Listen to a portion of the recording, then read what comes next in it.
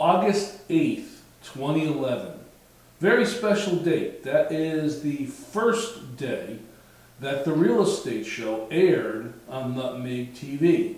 And since that time, we've done dozens of real estate shows.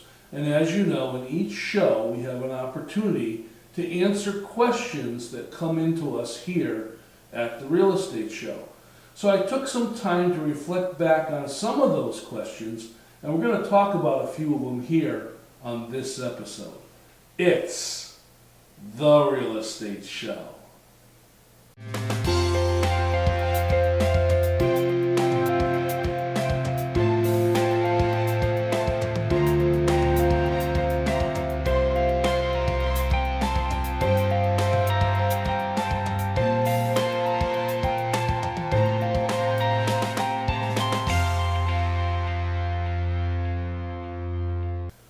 Welcome to the Real Estate Show. My name is Rick Naples, owner-broker of Zone Realty LLC. You zone your home.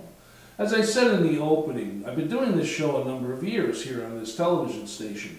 And we get a lot of questions that come in, and we try to answer the ones that we feel fit the topic of the show.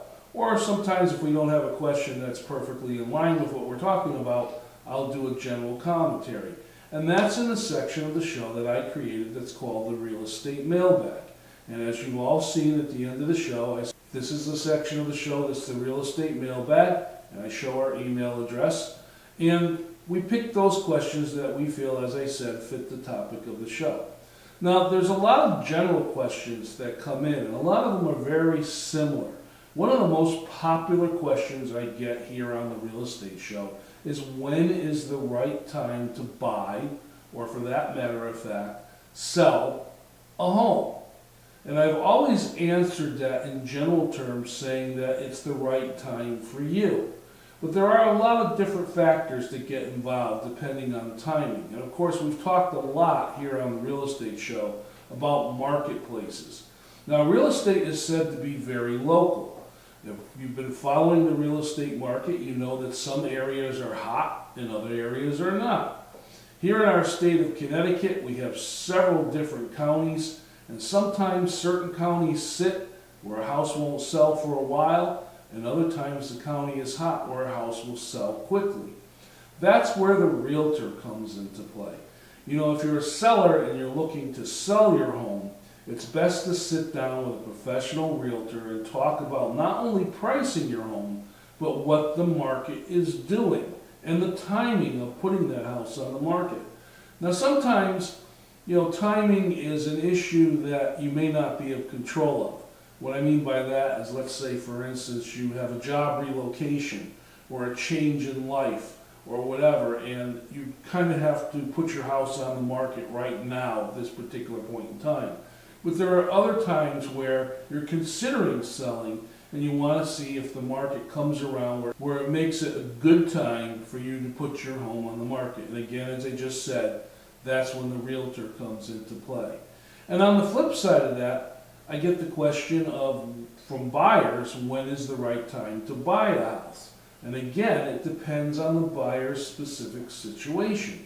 Again, it could be a life change which requires you to get more space. It could be just that you feel it's time to jump into the real estate market. There's a number of reasons that you might want to go out and purchase a house. So I'm going to talk a little bit about some of those questions that come in that are about the real estate transaction and about real estate markets. But first, let's sit back and enjoy this virtual tour of a home that's for sale.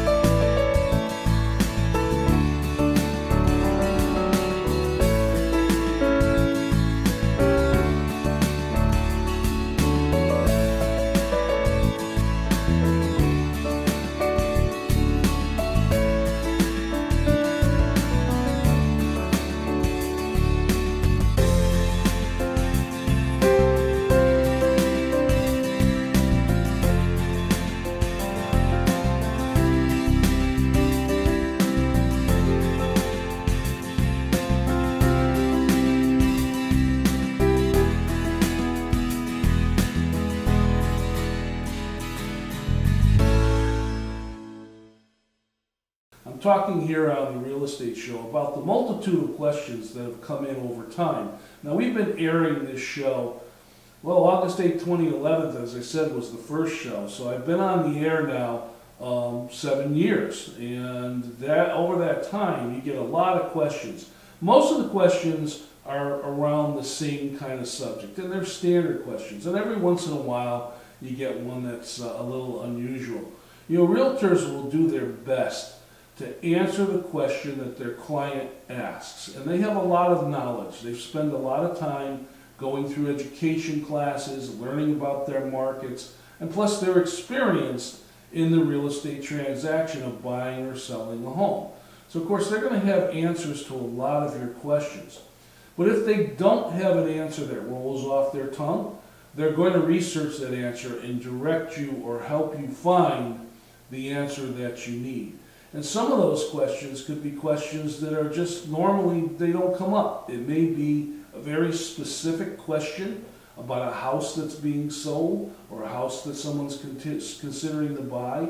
It could be a question that comes up during the home inspection or after the home inspection, or just something maybe that came up in a conversation and their reply was, I don't know, I'll ask my realtor. And then they ask the realtor, and the realtor doesn't know off the top of their head. Realtors will answer questions, again, as I said, to the best of their ability. And if they don't know the answer, they'll try and find out for you. But there are some questions that realtors cannot answer. And I've talked about those on the Real Estate Show before. We'll take a little break, we'll look at this presentation, and when I come back, I'll talk about those questions that realtors really can't answer.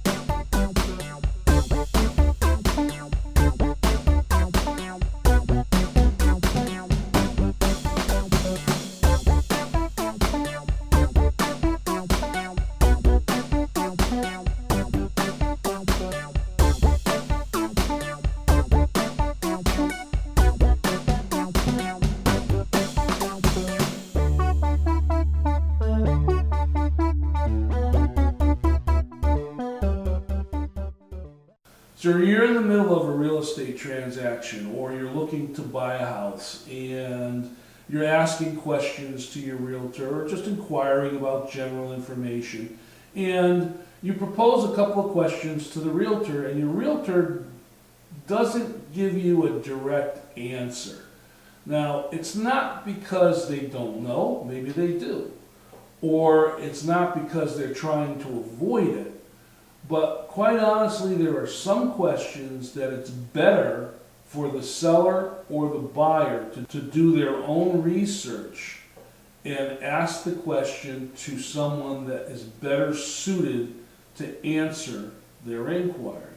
And what I mean by that, for instance, the most common question we get as realtors is, how is the school system?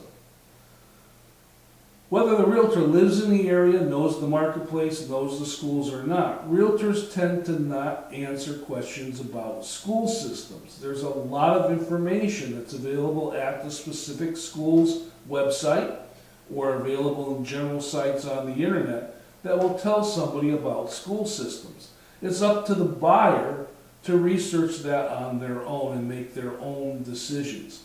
Some of the other questions that get asked to realtors, the realtors are not required to answer by law. Those questions can be a little bit sticky, but again, there may be a website or something that you can go to that helps you research that information. They will tell you, however, where to go or where you might be able to find such information. And then, of course, one of the biggest areas that realtors avoid answering is that any question that involves the law or a legal question. A professional realtor is going to say to you, that is a question that needs to be answered by an attorney, someone who practices law and is familiar with the laws and regulations of our state. So they're not going to answer that. And you know, as I said, don't take it wrong when a realtor doesn't answer a question directly. It's maybe because they really are not allowed to answer that question and they do not want to give you misinformation. They want to do the best they can to give you the correct information so that you can make decisions based on the knowledge that you've obtained. Let's sit back and watch this presentation of a home for sale. I'll be back to talk a little bit more about questions.